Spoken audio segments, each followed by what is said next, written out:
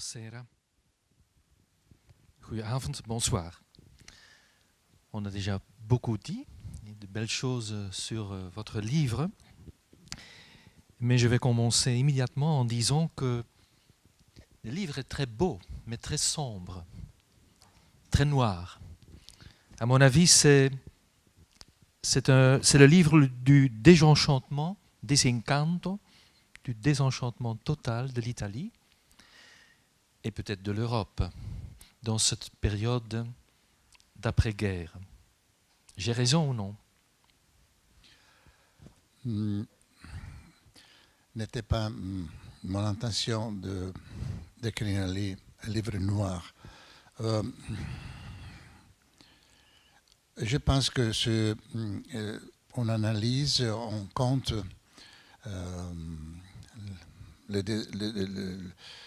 les dessins qui sont passés après la guerre, particulièrement en Italie, mais je pense dans l'Occident. On doit être, pour moi, n'est pas intéressant d'écrire la félicité, parce que la félicité c'est ennuyeuse. Non, n'est pas ennuyeuse si on la vit. C'est ennuyeuse à la compter, je pense. Il y a peut-être dans les livres, il y a des moments d'extrême félicité. La félicité de l'eau, la félicité du sexe et de l'amour, la félicité de l'action technique, la félicité de la spéculation intellectuelle. Plus que les félicités, sont des plaisirs. Et alors, oui, peut-être c'est un livre noir, mais plein de plaisir. Ok. Vous avez déjà touché à beaucoup de thèmes importants auxquels nous retournerons, la technique. Oui, la mer, la Méditerranée, naturellement, pour un Italien. Mais pour être donc très, très sincère, c'est un roman d'idées qui semble parfois être un essai parfois très technique, très philosophique. C'est aussi un roman, un Bildungsroman, comme on dit en allemand, un roman de formation, où quelqu'un devient ce qu'il est. A coming of age book. Et maintenant, on ne peut pas se méprendre, le personnage central est Romain, Ivo Brandani, comme vous. Il est né en 1946, vous êtes né en 1945. Donc on ne va pas faire l'erreur de mélanger l'auteur d'un livre et le personnage central, mais quand même, vous avez été architecte, vous êtes architecte. J'étais architecte, oui. Vous avez travaillé en tant qu'urbaniste pour la commune de Rome. Architecte et urbaniste. J'ai commencé comme architecte et j'ai terminé comme urbaniste. Oui, ça se sent très bien dans le livre. Bien que le personnage central, qui commence en philosophe, mais finit comme ingénieur civil, homme technique, si vous voulez, est un peu différent de vous, mais quand même, la question qui nous intéresse toujours, il y a combien de vous dans ce personnage? Je ne sais pas. Il y a beaucoup de moi, je pense, parce que c'est moi que je l'écris, et alors c'est difficile pour un écrivain qui écrit son premier roman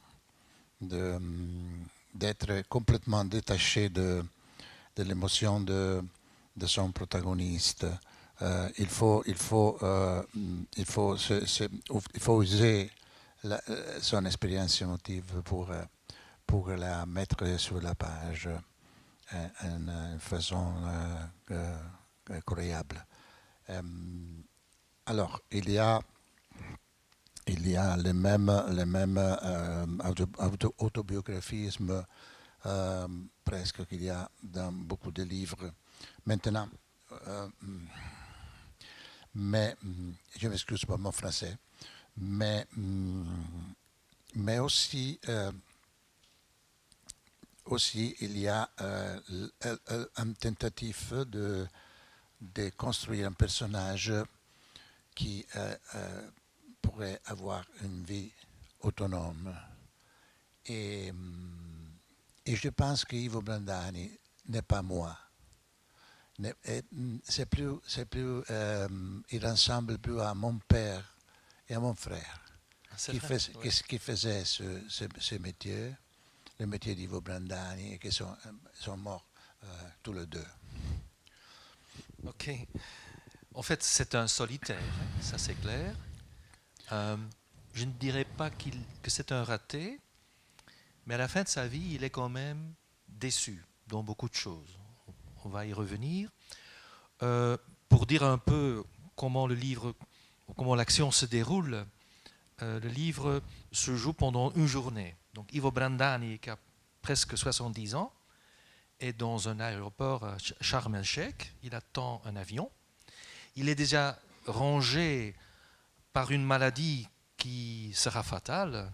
En fait, il a inhalé, ça c'est une description incroyable, au début déjà, il a inhalé, inspiré une amibe létale qui va le tuer pendant cette journée. Pas le tuer pendant cette journée, il entrera en coma. En fait, toute la journée, il est là, il ne se sent pas bien, et alors le passé revient. Donc il y a deux perspectives dans le livre. Il y a un narrateur qui sait beaucoup, pas tout, et il y a un monologue intérieur. Donc, et vous mélangez tout cela. Le sens de la chronologie n'est pas toujours respecté, mais c'est très intéressant. Mais à la fin, on a une très belle idée de cette vie qui vient de finir. Et donc, en fait, qu'est-ce qu'il fait là-bas ? C'est déjà peut-être une métaphore. Il est ingénieur. Il a été en Égypte pour superviser la reconstruction de la barrière de corail de la mer Rouge en matériaux synthétiques. Est-ce que c'est une métaphore de l'époque dans laquelle nous vivons, où il n'y a plus de choses réelles ? Non, c'est une question réelle. Mm-hmm. Maintenant, devant la mer, devant certains résorts thaïlandais, sont reconstruits en plastique. Aussi, c'est une question qui est dans les livres traités plus d'une fois. C'est le problème de la construction de la faux nature. Parce que la nature, c'est un concept très, très difficile à traiter et un peu trop gros pour être maneggiato, non so come si dit. Manier ? Oui, manipulé avec simplicité, n'est pas plus de beaucoup de ans, des siècles, des millénaires, ce qu'elle était avant. Et avant, c'était encore une transformation d'avant encore. Alors l'idée dans les livres, il y a à la fin le concept que nous sommes nature. Nous ne sommes pas dehors de nature et tout ce que nous faisons sur la nature, c'est encore nature. Ok.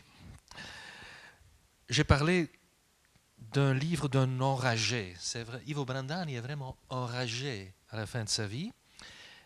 Pour lui, le monde est devenu un parc à thème. La grande classe moyenne uniforme de l'Occident a dévoré et englobé en elle toutes les autres classes, y compris la classe ouvrière. Là, je sens l'analyse de Pasolini, qui constata déjà l'échec de chaque effort d'émancipation, même révolutionnaire, dans les années 60. à la fin des années 60. Donc, Euh, vous, c'est votre analyse aussi de l'Europe, de l'Italie, de l'Europe d'aujourd'hui, ou c'est l'analyse de Brandani? Nous sommes tous devenus des bourgeois. Moi, je pense qu'il y a trois analyses. La mienne, c'est pas le moment, c'est l'analyse de Pasolini et l'analyse de Brandani. Brandani ne parle pas de la félicité originelle de quoi parle Pasolini, parce qu'il ne croit pas ça. Pasolini ne parle pas de classe ouvrière. Il parle c'est un bourgeois. Du peuple, le peuple primigène, je ne sais pas. C'est un concept très abstract pour moi. Mais c'est aussi très intéressant. Il ne parle pas de la formation d'une énorme, indistincte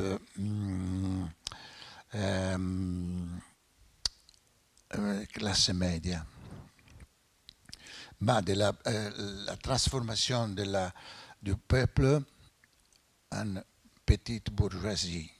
La petite bourgeoisie n'est pas encore classe média. Nous sommes classe média. Moi, je suis classe média. J'ai des origines de petite bourgeoisie, mais ce de qui parle Ivo, c'est la fin du conflit de classe. Okay, oui. Les riches et les pauvres ne s'encontrent plus dans la fabrique, que c'était le lieu central de ce conflit. S'ils s'encontrent,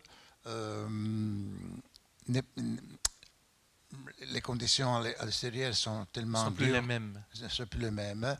Et ils collaborent, comme se dit. Ils collaborent pour en tant que consommateurs. Oui, pour faire marcher, pour faire marcher ça, la fabrique, que c'est déjà un concept qui va finir. L'ouvrier dans un édifice avec la machine, oui. Ça va finir. Il n'y a pas beaucoup de gens pour sa fin. Alors,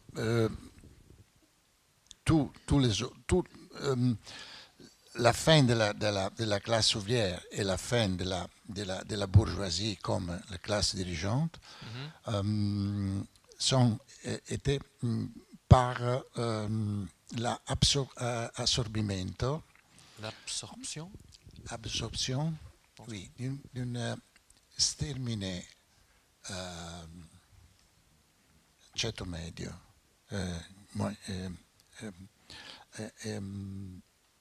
pas plus un ceto medio culturel.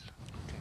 Classe moyenne. Culturel, pas économique. Social ou économique, oui. Parce que dedans, il y a des riches, des pauvres, mais qui pensent dans la moyenne. Dans la même façon. Dans la même façon, oui. Ils ont les mêmes riferimenti culturali. Et c'est ça qui va déterminer la politique, je pense, dans les prochaines années à venir. Les années à venir. Revenons à votre Ivo Brandani, qui est donc un personnage intéressant. Ce que j'ai beaucoup apprécié en lui, c'est cette espèce d'obsession pour la géométrie, l'exactitude, les choses bien faites. En fait, c'est un technicien. Il a commencé en philosophe, mais à un certain moment, donc, il a suivi la faculté des ingénieurs, il est devenu un homme de technique. Il veut faire des ponts, il veut faire des barrages, il veut faire des infrastructures. Néanmoins, à la fin du livre, ce qui m'a frappé, il dit « J'ai quand même foutu ma vie en l'air ». Donc, on a presque l'impression. Et alors, il ajoute même, je vous ai lu le passage, un curé de campagne a fait une chose plus utile que moi j'ai fait en faisant tous ces ponts et ces barrages dans ma vie. Mais il ne fait pas de pont. Il ne fait pas de pont. Il ne fait pas de pont. Il commence parce qu'il veut le construire, mais il ne réussit pas à le faire. Il se trouve à faire un autre métier encore. Et, entre la grande organisation de construction, essaie de préparer les projets, les conditions pour intervenir, pour projeter, pour connaître la situation. Il ne réussit pas à devenir un vrai ingénieur, projeter des ponts, c'est-à-dire transformer la philosophie en action concrète. J'avais besoin d'un ingénieur capable de penser. De penser en façon philosophique. Les ingénieurs pensent et ils ont en leur façon de penser très intéressant. Mais j'avais besoin d'un ingénieur philosophe. C'est pour ça qu'il a étudié avant philosophie. Ok. On y reviendra parce que dans l'année fatidique 68, il changera de carrière. Et en fait, après la révolution qu'il a fait un peu à Rome, il a collaboré au Rix de Valle Giulia. Mais en septembre, il fait un voyage en Écosse avec sa copine. Et alors, c'est très beau dans le livre, il y a vraiment une épiphanie quand il voit ce pont métallique britannique en Écosse, donc qui date du fin du 19e siècle et qui traverse the Firth of Forth. Ce sont, d'autre part, les seules images dans le livre. Ouais. C'est une image de ce pont et de quelques hommes qui simulent la démonstration du principe statique. Oui, oui. Ouais. Donc à mon avis, c'est un passage central dans le livre, cette vision, cette épiphanie de ce pont. Parce que vous revenez parfois au concept de faire des ponts. Même quand vous êtes à Rome, vous parlez du pontifex, qui était autrefois donc celui qui faisait ou inspectait les ponts qu'on jetait pour unir et séparer les deux rives du Tibre. Ça veut dire pourquoi ce concept de pontifex, d'unir et de séparer, de faire des ponts? Mais parce que les ponts, c'est un des actes principaux de la lutte contre le chaos Chaos, oui. Que l'homme trouve sur la planète. C'est-à-dire, il comprend que l'extension qui est interrupte pour la fleuve, oui. C'est une extension qui peut être continuée avec l'intervention de la... Il peut concevoir, comme c'est dit. Concevoir. Excusez-moi, mais je suis très fatigué. Concevoir la réunion de ce qui est tout à fait séparé. Et je ne suis pas, parce que quand j'écrivais le livre, j'étais aussi fasciné de ces concepts. Mais la question principale, c'est qu'il s'agit de... pour Ivo Brandani, c'est la lutte, c'est le compito, come si dice. Le devoir. Le devoir, oui. Le devoir de l'homme, c'est de combattre contre le chaos. Et la nature, c'est chaos. Et la géométrie, c'est le principe d'ordre. D'ordre, oui. Le principe d'ordre. et ce principe d'ordre a dans son cerveau C'est ça. il a une origine précise. Ok. On suit donc le coming of age de ce Ivo Brandani. Enfin, c'est un enfant typiquement italien d'après-guerre. La période de reconstruction fin des années 40, années 50, assez pauvre, dans une famille où le père est un entrepreneur qui doit travailler dur pour faire avancer la famille. Vous racontez les peurs de cet enfant, ses peurs de chien, de nage, d'autres enfants, ceux qui cognent, donc qui ont le courage de se battre. Vous racontez la puberté pour nous, c'est vraiment la puberté typique d'un garçon italien avec d'interminables histoires de masturbation. Mais vous, les garçons ne se masturbent pas? Non, non, non, non. Je veux dire qu'il y a là quelque chose de très catholique dans le sens, on retrouve ça dans beaucoup de livres italiens, donc le sens du péché mortel d'un côté. Oui, mais c'est...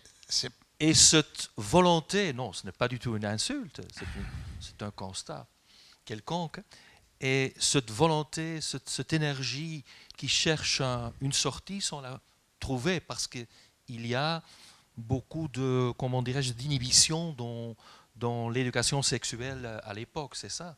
Donc cette tension qui est créée à l'époque, c'est ça ce que vous racontez quand même, par le biais de ce garçon. Oui. Oui, pour ma génération, bon, Ivo Brandani coïncide avec moi pour ma génération, le problème c'était de se délivrer de la culture catholique qui c'était très fort après la guerre et qui avait des armes très puissantes. Parce che questo è un discorso, c'est un discours très pas facile à faire, mais il y a deux côtés, deux façons pour pécher pour la religion catholique, la pensée et les actions. Okay. Et les actions qu'on ne fait pas. Alors, pour les actions et pour les actions qu'on ne fait pas, okay. On peut négocier. Mais pour la pensée, non. Il n'y a pas de négociation. Il n'y a pas de négociation. Il n'y a pas de coupe de pensée. La coupe, colpa, come si dice? La colpa, la culpabilité. La culpabilité. La culpabilité, c'est seulement des actions. Okay. Si je pense au sexe et un garçon à 15 ans pense toujours au sexe, il est toujours dans le péché mortel. Okay. C'était una trappola mortale. Et il faudrait se délivrer de ça. C'était une lutte pas facile à faire et chacun il a fait pour à sa manière. Oui. À sa manière. Et c'était dans le livre pour Ivo devient une sorte d'iconoclastie. Oui. Il devient un bestemmiatore. Il commence a bestemmiare pendant l'acte même. Il rito religioso, Mm-hmm. l'Eucaristia. Ouais. E lo fa contro tutto questo. Ça m'a beaucoup frappé et vous l'avez très bien expliqué, merci. Je n'avais pas l'intention de vous insulter naturellement. Parce qu'en fait, la phase suivante, c'est un parcours classique, c'est le très bel épisode du premier amour dans la ville à bord de mer, que vous ne nommez pas, comme vous ne nommez pas Rome, c'est la ville de Dieu. Vous ne nommez pas l'Italie, vous parlez de la péninsule. Mais donc, cette histoire du premier amour pour une fille inatteignable, il a 16 ans à l'époque. C'est pendant cette période, si je ne me trompe pas, où il y avait presque 4 mois d'été pour les, Oui. Oui, il y avait, les jeunes Italiens. oui, il y avait 4 mois de vacances. 4 mois de vacances. Donc, ouais, c'est une très belle épisode donc, qui enchaîne à cette puberté. Donc, si vous voulez, cette adolescence, nous sommes dans l'année 1962. C'est l'année de la mort de Marilyn Monroe. Et les deux icônes féminines pour le jeune Ivo sont Audrey, qui est Hepburn, si vous voulez, la déesse pure, et Brigitte Bardot, de l'autre côté. Par ce choix, vous avez très bien, à mon avis, défini cette période, et même cette année, et toute l'atmosphère aussi de lenteur de ces vacances d'été, parce qu'on y reviendra. C'est quelque chose de très fort dans votre livre. Vous avez un chapitre qui s'appelle « Le sentiment de la mer ». Donc, l'été d'un côté, la mer, donc la Méditerranée, de l'autre côté. Ça, c'est pour Brandani vraiment une évasion constante et peut-être sa seule chance de bonheur illimité. C'est peut-être un rêve illusoire, je ne sais pas. Vous projetez ce rêve dans la quête d'une île qui est presque toujours dans le livre, une île introuvable grecque dans la mer Égée. Donc, et dans plusieurs périodes de sa vie, Brandani revient dans ces îles. Donc, ça, c'est très important pour le personnage. Je veux citer, à un certain moment, vous parlez « L'âme solaire née de l'azur sec et chaud de l'Égée », qui est un peu le synopsis de ce sentiment de la mer. Oui, le sentiment de la mer, à niveau est né dans son enfance, quand il commence à comprendre que les 4 mois d'été sont les seuls moments de toute l'année qui étaient dignes d'être vécus. Et pour beaucoup de raisons, mais une des raisons principales, c'est l'absence du père et la présence d'une mère qui était le contraire du père. Il cherche pour toute la vie cette condition de félicité. Et pour lui, pour toute la vie, la vie, c'est digne d'être vécue l'été, dans l'été. Et l'été, dans les livres, est écrit avec la majuscule, comment se dit, majuscula. Majuscule. Majuscule, toutes les fois. Parce que c'est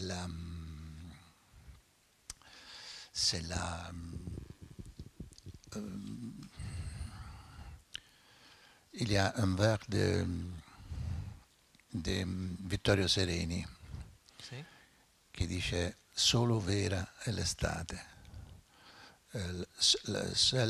Seul vrai, c'est l'été. Et Ivo Brandani pense la même chose. C'est vrai, c'est très beau dans votre livre. Donc en fait, il y va en adolescent, il y retourne quand il a presque 50 ans. Dans cette période, il est déjà à la recherche du temps perdu presque, à la recherche de cette félicité qu'il a ressentie en tant que jeune dans cette culture méditerranéenne,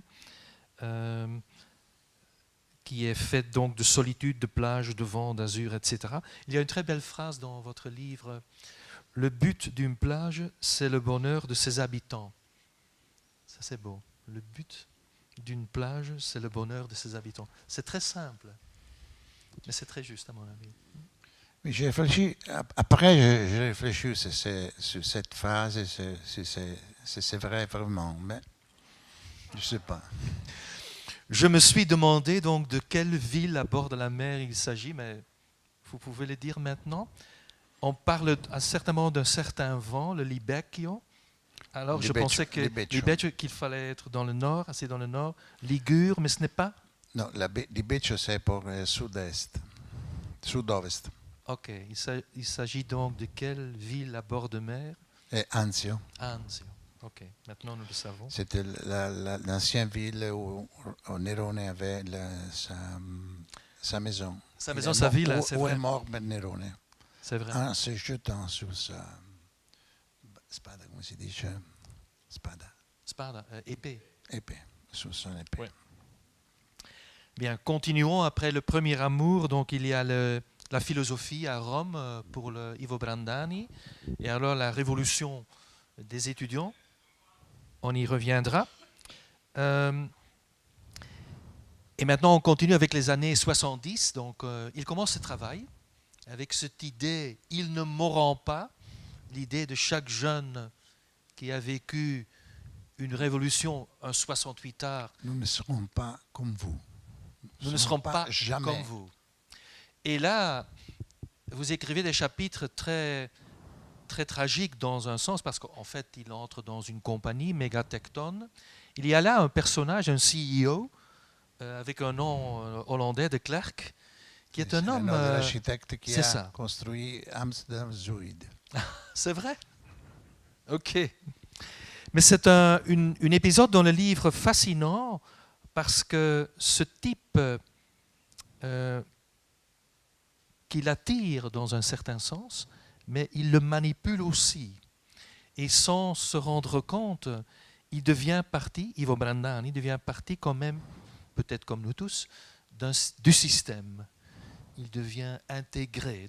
Vous avez décrit là, c'était vraiment l'acte conscient de décrire, comment dirais-je, la désillusion ou, de chaque 68 heures après la période de rêve.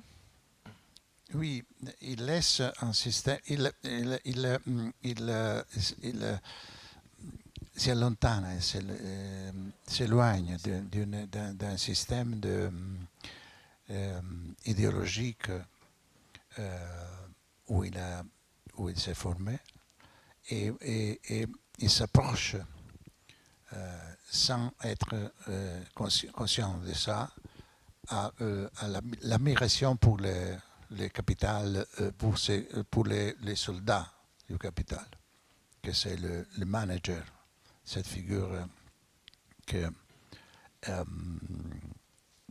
il se trouve sans à la fin de cette histoire, il se trouve sans la première et sans la seconde. Mais le livre ne dit pas comment il sort de ça. Il ne sort pas comme tous nous. Nous avons laissé l'idéologie, mais nous n'avons pas embrassé avec une réelle conscience, réelle adhésion, ce que c'était contre l'ennemi. Nous ne sommes pas... nous, quand je dis nous, je dis ma génération. Je comprends. Ce que Lucrèce appelle vous vivez dans les intermundia, dans une zone entre les deux mondes. Mais je peux m'imaginer, oui. Je ne suis pas 68 heures, je suis d'après cette période. Mais j'ai regardé les 68 heures. Et donc, oui, c'est une belle solution que vous avez donnée. Parce qu'en fait, le personnage Brandani, oui, il ne fera jamais totalement partie du système. Non. Il fait son jeu, c'est vrai. Dans un certain sens, il s'intègre, comme nous tous, mais il y a toujours une partie qui échappe. Et ça le rend vraiment très intéressant. Bon, parlons un peu de cette péninsule, parce que votre livre a été salué comme The Great Italian Novel. On parle beaucoup de la nation italienne. En fait, j'avais l'impression parfois que votre livre est un peu aussi la chronique d'une impuissance annoncée. L'Italie est un pays, reste une nation inerte, dans le livre aussi chaotique. Il y a une belle phrase qui m'a rappelé de nouveau Pasolini, c'est un pays devenu contemporain sans avoir passé par la Par modernité. la modernité, oui. Trop vite peut-être, à partir des années 60. C'est ce que disait Pasolini aussi. Hein. Je ne sais pas, je ne pensais pas à Pasolini quand j'ai écrit cette phrase.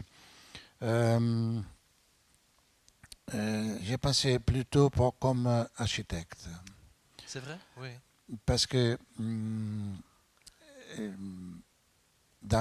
entre les deux guerres, l'idéologie moderniste vient s'affirmer avec les deux façons d'intervention sur les réalités, qui sont les formes et les réformes. L'idéologie, la transformation en sens socialiste de la société au social-démocratique, parce que dans l'Allemagne, surtout, il y a un fort mouvement social-démocratique qui se lie, pas directement, mais implicitement, avec les recherches formelles pour donner à tout une maison, pour donner à tout un système d'objets rationnel, cohérent, économique, pour réformer complètement l'ambiance, l'habitat. Okay. Ça, c'était le projet moderniste pour moi. Poi il y a le modernisme littéraire, il y a le modernisme de l'art figuratif et tout ça. Ça, c'est le... Et ça, c'est specificamente fallito in Italia, parce que le fascisme avait compris quelque chose de ça. Pas tout, mais il avait compris quelque chose. Il avait compris que la construction de l'espace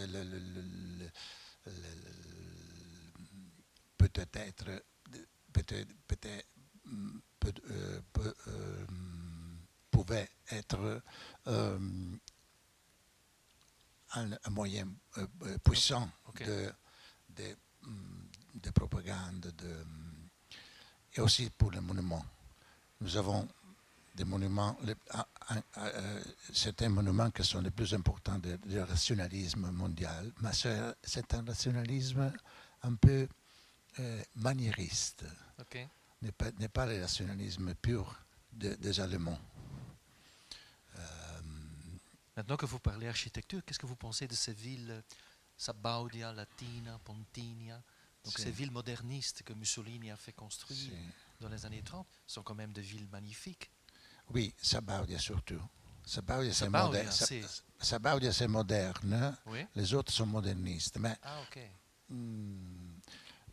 oui, il y en avait beaucoup de nouvelles villes. Des nouvelles villes dans le fascisme, presque 50 ou 60. Il y a des livres. Mais quand il faudrait appliquer les principes de modernisme dans la construction de la ville, de la reconstruction de la ville, cette culture s'è complètement fallito. Okay. E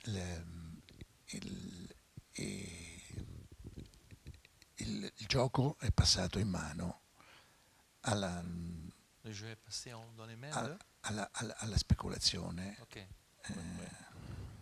Scusate, je m'excuse pour cette vision un peu trop architettonique, mais je pouvais la potrei anche dire in un altro modo, ma adesso lasciamo stare. Non, en fait, il y a beaucoup d'attention pour l'architecture dans votre livre, de façon très implicite. Par exemple, si on parle de la ville de Dieu, jamais nommée, qui est Rome, vous commencez à dire que Ivo Brandani vit dans un quartier qui n'est pas un quartier typiquement romain, la ville ancienne, baroque, berninienne, comme vous dites. Mais il est donc élevé dans un quartier dans le nord, tu as dit Prati. Oui, Donc un quartier très géométrique, planté de beaux arbres, un peu de style parisien haussmannien, oui, c'est ça. Et donc pour lui, c'est vraiment une découverte hybride de retrouver donc le chaos de la ville ancienne. Il pose des questions très concrètes à son père. Pourquoi est-ce qu'on ne répare pas ça? Là, je sens l'urbaniste qui pense la ville et qui a des problèmes avec la manière dont la ville Rome, aujourd'hui encore, vit avec son passé, qui l'opprime dans un certain sens. oui, Le symbole, c'est peut-être l'Argio Argentina. Vous ne le nommez pas dans le livre, mais ça apparaît. Donc, entouré par un désert d'automobiles, il y a là un trou immonde oui, avec des chats et des ruines et tout cela. oui. Donc, Rome, on a l'impression que Brandani, il aime la ville et il exècre en même temps. C'est aussi votre opinion en tant qu'urbaniste qui a travaillé pour cette ville 30 ans? Bah, comme citoyen, oui. Euh, James Joyce a dit que Rome faisait penser à un homme qui se faisait payer pour montrer les cadavres de sa grand-mère. Et Il a dit ça? il a écrit ça, oui. C'est sévère, mais c'est Andy juste. Warhol a dit Rome, c'est quand on ne jette plus rien. Ok. Il y a. Ça dit par un Romain. Hein? Cela est dit par un Romain. Oui. Cette ville s'est opprimée de son passé. Parce que dessous de la ville, il y en a une autre ville complète. Complet. Entre les murs, c'est complet. Si on fait un trou, on le trouve. C'est vrai, oui. Et c'est un cadavre. On dit comme ça en français, cadavre. C'est un cadavre. Un cadavre. Un Oui. cadavre. Un cadavre où on voit une main qui sort dehors de la terre, ou un pied, ou quelque autre part du corps, Oui, oui. desséché, Ok. mumifié. Momifié. Et, et on ne peut pas trouver une réelle fonction, sinon des témoignages qu'avant de cette ville, il y avait une autre ville beaucoup plus grande, plus puissante, qui a dominé le monde. Oui. C'est le grand orgueil du pauvre Romain d'aujourd'hui. Et il ne sait pas que la Renaissance Oui. a construit une ville beaucoup plus intéressante de la ville qu'il était avant. Donc aussi, oui, avec donc C'était le désordre c'est ça, absolu, avec des perspectives géométriques avec vous aimez. la construction de la syntaxe, l'invention de la Ok. syntaxe urbaine. Vous pensez, il y a beaucoup d'épisodes, ça dans les 1500. Et après, il y a eu la ville baroque. Et l'enfant Ivo n'aime pas. Il n'aime pas, hein? Ça N'aime c'est pas. clair. N'aime pas C'est trop hybride. il n'y a pas de géométrie dans les baroques. C'est ça. La géométrie, c'est la décoration qui se fait structure. Ok. Oui. C'est bien. Bon, il est temps de vous laisser lire. Et en fait, on pourrait parler de ce livre seulement en parlant du personnage du père, qui est très important. Ça, c'est, à notre avis, aussi très italien. Il y a le père et la mère. C'est un père classique qui a fait la guerre, qui a été fasciste, parce que tout le monde de sa génération avait reçu cette éducation fasciste. Il est revenu de la guerre, il n'est pas devenu antifasciste, mais libéral. Et pour le reste, c'est un père de famille très dur, qui bat ses enfants, parfois sa femme, et donc qui inflige la peur à Ivo Brandani. son fils, qui en vieillissant a l'impression de lui ressembler de plus en plus. Le Père, mais lisez cet extrait de votre livre. Brandani figlio sognava, senza saperlo, il già sognato dai padri fascistici. Sognava la luce mediterranea delle spiagge, le cicale delle pinete. Sognava alghe e meduse morte sulla battigia, quell'odore corrotto che gli riempiva i sensori del naso, penetrando a forza nel cervello per biffarne la memoria con una firma indelebile, mare. Per tutta la sua infanzia e giovinezza, scusatemi, temo di aver sbagliato. No, giusto. Per tutta la sua infanzia e giovinezza Ivo avrebbe desiderato con tutte le sue forze di depurare la sua vita dell'inverno, abolendolo per sempre, assieme alle stagioni di mezzo, per buttarsi in un'estate eterna e magnifica, immensa e odorosa di pino e tela olona, marcata dai ritmi delle brezze tirreniche di bel tempo, con quel robusto maestrale che veniva su verso l'1 del pomeriggio per quietarsi del tutto verso le 6, le 7 di sera, quando la calma di vento annunciava l'innesco di lì a poco della brezza di terra. Un'estate così per tutta la vita, anzi coincidente con la vita. Tutto questo gli era ogni volta evocato dai pini fatali dei fori fascistici e dei viali del suo quartiere che, se a giugno diventava un paradiso fisico, per tutto l'anno era invece un inferno relazionale e in ciò fungiva da anticipo come un non piccolo acconto di ciò che Ivo sarebbe normalmente toccato come vivente nella seconda metà del XX secolo dell'era cristiana, cioè al tempo della pace. Tuttavia, per quanto Ivo Brandani ne sognasse l'abolizione, ogni anno puntualmente arrivava un inverno, ed erano inverni rigidi, c'era freddo e tramontana, ma raramente la neve. La città di Dio ha sempre sognato la neve e ha quasi sempre ottenuto il nevischio. Succedeva che venisse giù spesso nelle sere degli anni della povertà nazionale, quando fuori faceva scuro presto, in strada restavano solo i filobus e non c'era che la casa. Lampadine accese che davano una luce gialla, calda, i vetri che si appannavano, soprattutto quelli della finestra di cucina, sul tardi, quando la cena cominciava a cuocere sui fornelli. Erano le 7, erano le sere in cui, tornando da un giro con madre oppure da casa di un amico, magari tirava vento, sentiva l'odore del suo palazzo già dal passo carraio presidiato dal portiere, prima di attraversare il cortile e raggiungere la scala B. E quando faceva proprio freddo, una volta entrato in casa, poteva sentire madre che diceva «Stasera chi non ha casa se la trova». E la giornata finiva lì, con quel rientro, la sentenza materna, la cena, il breve dopo cena e torno ai programmi serali della radio, quando c'erano. Però non sempre andava così liscia. Un paio di volte a settimana, nel tardo pomeriggio, c'era qualcosa da fare su imposizione di padre. Un corso, una lezione inutile da seguire, come fare nuoto.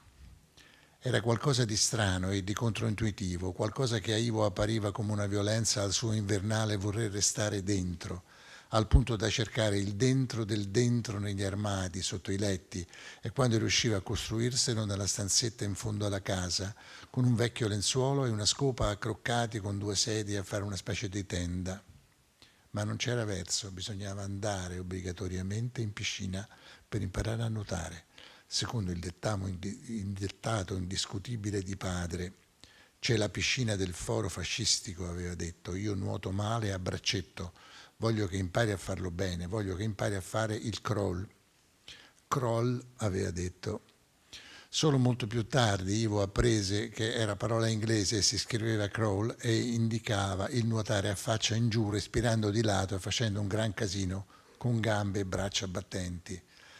Raschio la chiamava strisciata ed era quella la traduzione letterale. L'edificio della piscina era rosso pozzolana, grandi vetrate aperte su un giardino tra i massicci semicilindri di marmo dei pilastri. La prima volta gli fece impressione di tutto quel vapore, il bagnaticcio per terra, l'enorme massa d'acqua che occupava quasi del tutto uno spazio immenso e pieno di rimbombi, il mosaico bianco e nero sul pavimento e altre figure impresse sulle pareti tutto intorno, altissime, l'eco tremenda dei fischietti degli istruttori, le loro grida che risuonavano spaventose, le gradinate con i familiari, le mamme, il blu agitato immenso, stupefacente della vasca. E soprattutto l'odore di cloro, fortissimo, ostile, come quell'acqua che lo attendeva minacciosa. Mettersi il costume, lasciando controvoglia il caldo del cappotto, del maglione, della camicia, della canotta di lana. L'odore di sporco covato, suo e degli altri ragazzi, si mescolava a un sentore stantio di palude clorata, di varechina. Da quel momento in poi Ivo Brandani si sentiva come un'ostrica appena sgusciata, l'anima e il corpo indifesi, messi a nudo sotto una pioggia acida di limone, pochi secondi prima della fine. Quel poco di freddo alla pancia gli dava la stessa peristalsi che sentiva quando maestro Proia lo chiamava alla cattedra, oppure quando padre gli urlava in faccia con le labbra pallide di rabbia, oppure quando era in fila a scuola per la vaccinazione o nella sala d'attesa dal dottore o dal dentista. Lo stesso sintomo che provava entrando nello spogliatoio, si acuiva durante la procedura odiosa della doccia preventiva e poi mentre camminava obbligatoriamente con i piedi immersi in un unico ultimo rettangolo d'acqua. Prima le maioliche bianche dello spogliatoio, poi il mosaico dello stesso colore, con figure nere di carri trainati da cavalli col corpo di serpente marino. Il blu malato e maleodorante della vasca lo attendeva per ingoiarlo, col suo lezzo forte di cosa ostile, negativa, come tutte le cose volute da padre, della sua volontà inesorabile e metallica, non scalfibile, come quei marmi viscidi bagnati di vapore, una volontà che emanava da un ente del tutto autonomo, non incline al patteggiamento, duro e freddo, chiuso, impermeabile, come quel vetro a grandi lastre che lo sorvastrava, come Raschio. Chi è Raschio? Raschio era nero, di crine, riccio, robusto, il mento scurito dalla barba sempre perfettamente rasata, eppure sempre lì sul punto di rispuntare. Uno stronzo, diciamolo, un tutt'uno con quell'incubo acquatico e puzzolente, un tutt'uno con padre e con Proia. Urlava, soffiava nel fischietto, con una forza tale che l'orecchio in quell'attimo e in quelli successivi del lungo riverbero sonoro non era in grado di percepire altro. Il fischietto ti penetrava nella spina dorsale, finiva direttamente nel colon, implementava la peristalsi, il disagio di quell'odore di varechina, la paura di quella distesa d'acqua, grande al punto che non si sarebbe meravigliato se all'improvviso ne fosse emersa una balena. Raschio, il maledetto stronzo, agente in incognito di padre, lo aveva buttato nell'acqua. Preso e buttato nell'acqua alta alla terza lezione, senza più appiglio, Ivo senza più niente a cui aggrapparsi, immerso finalmente in una distesa liquida infinita che odorava di tradimento e violenza, il rombo fortissimo, incessante della piscina, le figure enormi del mosaico, lassù in alto lanciavano giavellotti, si tuffavano. Nessuno poteva, doveva aiutarlo, nemmeno le mamme sugli spalti. Tata, seduta sulle gradinate, non capiva quello che succedeva e non gliene importava. La vergogna di non riuscire a nascondere la paura, la testa che emergeva appena, il mento tremante di pianto, l'acqua che puntava a soffocarlo. A bordo piscina Raschio urlava, non si sa cosa, ma subito dopo capì. Lo additava agli altri, lo canzonava, gli diceva coniglio, coniglio. Attento a non fartela sotto. Ci sporchi l'acqua. Ivo allora urlò, singhiozzando sempre più forte, disperato. Voglio uscire, voglio uscire. L'istruttore fece un cenno e un ragazzo, uno dei suoi assistenti, lo raggiunse, lo prese per le ascelle, lo depositò a bordo vasca in preda a una crisi di terrore. Raschio lo guardava con indifferenza, Ivo tremava tutto, la peristalsi intestinale era quasi insostenibile. Nudo, bagnato, piegato in due dal dolore alla pancia, piangeva a dirotto. Tutti in quell'edificio abitato dall'acqua e dal vapore, tutti in quel momento lo stavano osservando con riprovazione. Tutti stavano vedendo cosa qualcosa, una cosa che era stata messa a nudo lì, nel liquido fetido di quella vasca enorme, qualcosa che avrebbe dovuto restare annidata dentro di lui, di cui non andare fieri, qualcosa di vergognoso che era meglio non lasciar trapolare mai, paura. La paura che padre non aveva mai saputo davvero cosa fosse era lì, inconfutabile, vergognosa, che anche in tempo di pace reclamava il suo ruolo, rivendicava la propria esistenza, si annunciava come una componente non eliminabile della sostanza di cui era fatto Ivo Brandani. Ma l'orrore di quel pomeriggio non si ripeté. Tata raccontò tutto a madre e madre fece muro verso padre e stranamente padre non fece più cenno alla piscina e alla necessità imperativa di apprendere il crawl. L'inesorabilità di padre, colui che ordina e dispone, l'orrore della piscina del foro, del regno perverso e umido di Raschio, per quella volta furono sconfitti da madre, colei che comprende e difende.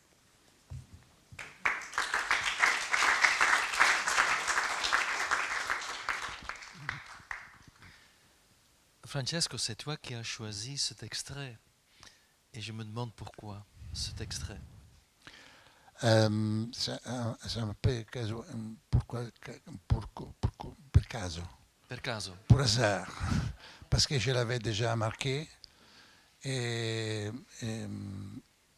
pour un auteur c'est très difficile de choisir un morceau de son livre. Et surtout dans ce livre Ah oui, je sais pas. qui touche à presque tout. Ouais. Mais si on touche à un thème très important, le thème du père et le thème de la peur. Ouais. Donc, élaborant pour finir un peu donc, sur le père en tant que personnage important, le personnage qui inflige la peur au fils, qui n'a presque jamais caressé son fils, un père méditerranéen, italien, classique, et la mère opposée, celle qui défend. Mais je ne sais pas si le père d'Ivo, mon père, je peux dire, c'était un père méditerranéen. Je ne suis pas sûr de ça, parce que les pères méditerranéens sont très doux avec ses fils. Et,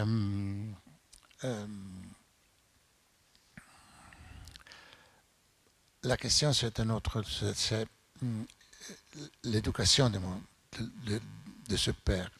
C'était une éducation qui s'était développée dans l'époque fasciste et qui était tracimée entre les époques successive. Et Ivo est né après, et il ne comprend pas. Et ça, cette incompression voyage dans le temps jusqu'à 1968. Mais se prépare beaucoup de temps avant.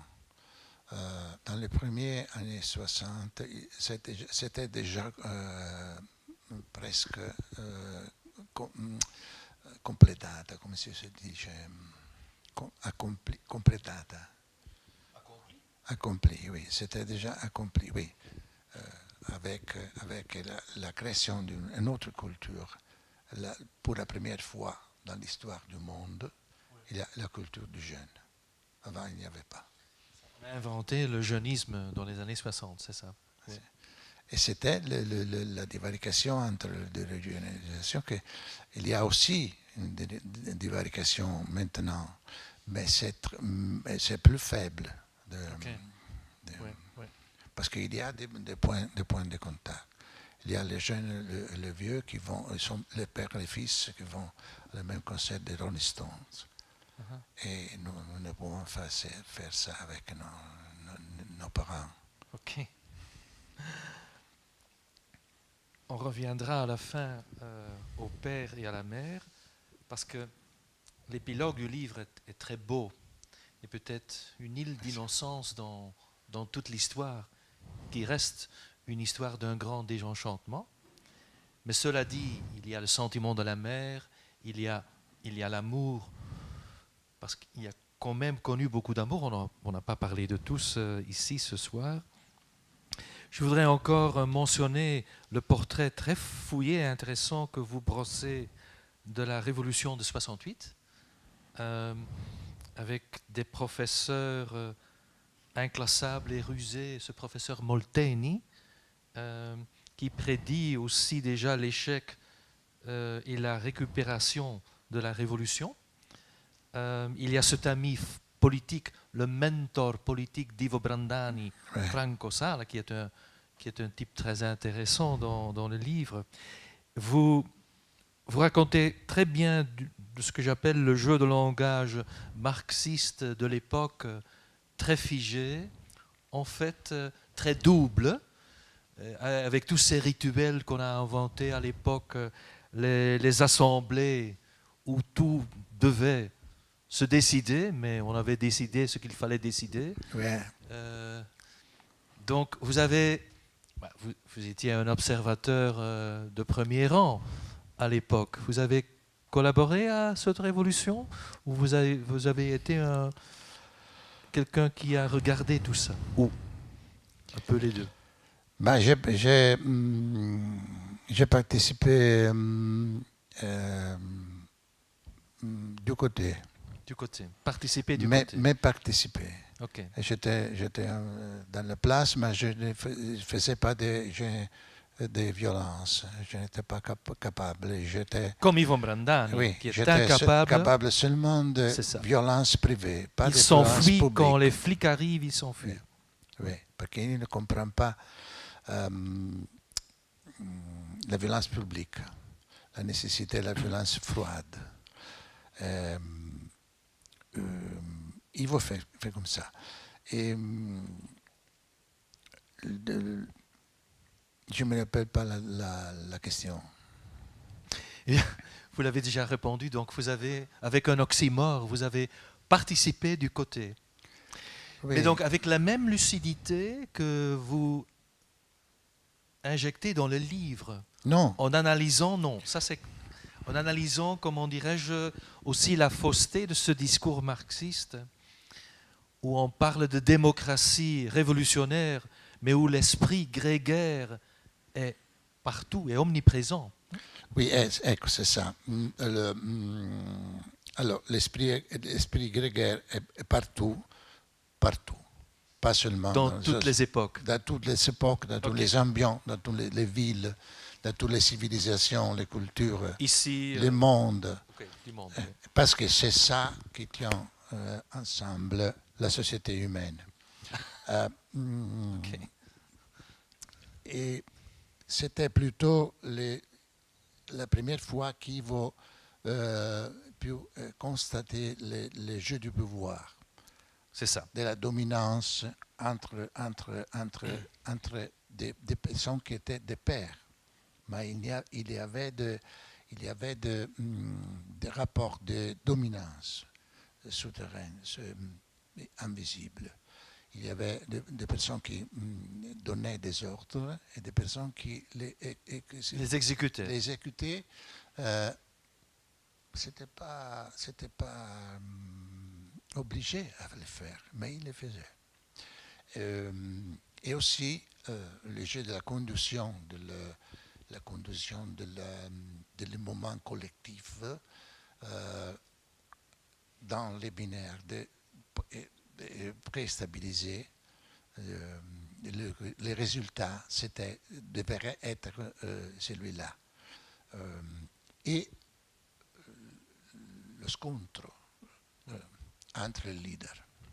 Le conflit. Les conflits entre les leaders qui étaient amis, mais n'étaient pas amis, mais ils étaient amis. Et parce que dans tout ça, c'était dedans une chose plus grande qui rendait ça pas important réellement. Mais pour Ivo, c'était la première fois qu'il entre en direct contact avec la politique politicante, la politique fait jour par jour. Politicienne. Politicienne dans sa forme plus pure, plus directe. Donc, vous voyez ce qui se trouve dans le livre, cette énorme les choses auxquelles vous touchez. Mais finissons donc avec l'épilogue, comme j'ai dit, qui est très différent. Parce que là, on retrouve, à la fin de la guerre, le père qui revient de la guerre, la mère qui a déjà donné naissance à une fille. Et donc, ces retrouvailles sont vraiment encore innocentes. Si le livre est la quête de l'innocence perdue, eh bien là, on le retrouve parce qu'on sait à ce moment que ces deux qui se retrouvent vont faire un nouveau enfant, qui sera Ivo Brandani. Et cela me faisait penser à un motto bouddhiste qui dit quel était votre visage avant que votre mère et votre père se fussent rencontrés. Avec cette belle pensée, je voudrais finir.